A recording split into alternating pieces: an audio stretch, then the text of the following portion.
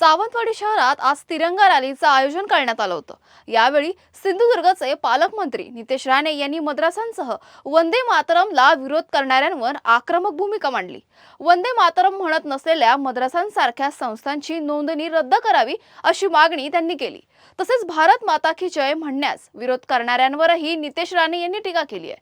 दरम्यान तिरंगा रॅलीत मंत्री नितेश राणे, आमदार दीपक केसरकर यांच्यासह भाजप आणि शिवसेनेचे कार्यकर्ते मोठ्या संख्येने सहभागी झाले होते। बघा, आमच्यासाठी आमचा देश सर्वप्रथम आहे, राष्ट्रप्रथम आहे। जसं मी सांगितलं, आम्ही कुठल्याही पक्षाचे कार्यकर्ते हे नंतर आहोत, पहिले ह्या देशाचे नागरिक आहोत। म्हणून आमचा तिरंगा आणि आमचं रक्त भगवं आहे एवढं सांगण्यासाठी आज आम्ही सगळे एकत्र आलेलो आहे।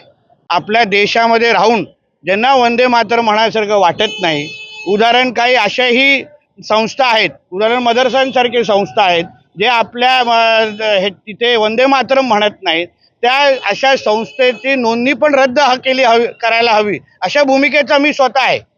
काही लोक भारत माता की जय म्हणायला बघत नाही, मग त्यांना पाकिस्तानमध्ये पाठवण्यापेक्षा दुसरा पर्याय नाही। आणि म्हणून आपण आपल्या देशाबद्दल कडवट राहणं हे मला असं वाटतं अत्यंत गरजेचं आहे।